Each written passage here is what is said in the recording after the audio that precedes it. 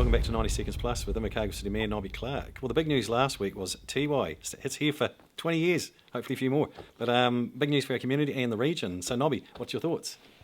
Well, first thing I have to say is I'm a bit depressed at the moment. So, went away over the long weekend to Queenstown to Luma, which is the light show, and unfortunately my better half Karen beat me at mini golf. Oh, no. So I'm not in good shape at the moment. But Tiwai was outstanding. Yeah. It really is. Yeah.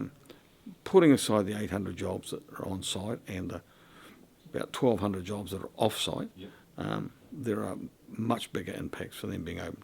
Obviously, they generate a lot of income towards GDP, but we've had two areas sitting stale for a while now. One is renewable energy. Nobody's investing in that at the moment, and the other is housing.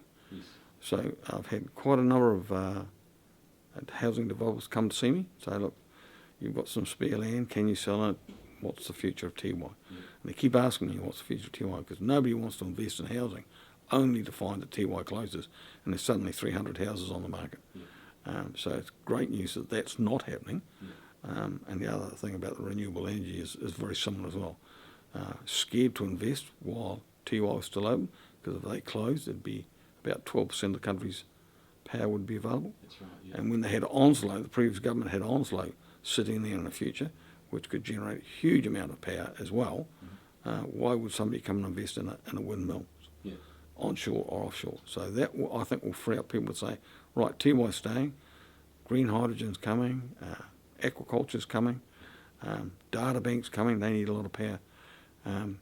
Hey, we can invest knowing that we'll have clients at the end of the day. So it's just outstanding. Yeah. It really is. It is. I mean, as you said, the data centres through to hydrogen, clean energy through to, and then obviously Tiwai, but then the spin-off from the community. But also it'll be good for town for hopefully new businesses to open up as well. You know, whether it be retail, or it gives them confidence, I guess, even though it's a tough market in the retail at the moment. But it gives, as I said, the whole community, it's just a whole buzz, just a change of energy, which is really good.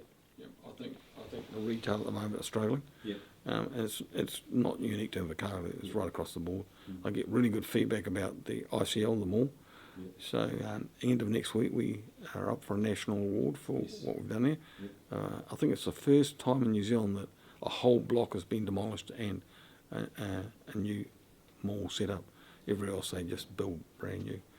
And so we've already won awards for keeping some of the heritage features in, the old Southern Times.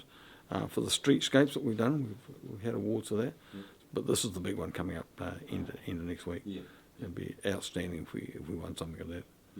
You know, I've got to find myself a black suit and tie. Oh, nice. Yeah, so I've got to hire one that don't normally go that posh, but no, it'll be outstanding if we can get something in there.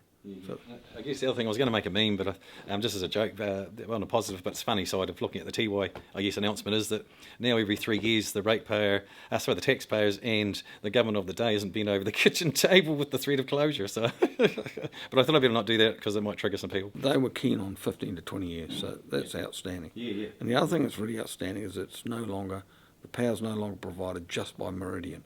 It's also Contact Mercury in there as well, two other big companies. Yes, that's true. So that shifts the risk, I guess, of having all your eggs in one basket.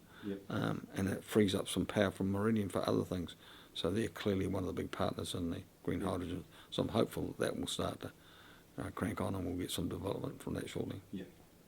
And this weekend we've got the big Henry's homecoming. Henry the Tuatara, and of course the other big news last week was 4 baby Tuataras were found in the demolition site at the museum. They told me there were 5. They found another one. There's a little bit of controversy around that. I've had feedback to say, look, the gravel around the outside is not all that good for push chairs and for people that might have disabilities getting around. But we'll look at that if that's a problem. We formally open it tomorrow, and the following day it's the public opening. But it'll be pretty impressive. I was opposed to it in the first instance. I wanted it to remain at the museum. But now that I know what I know, I think it's actually good that they have an outdoor environment.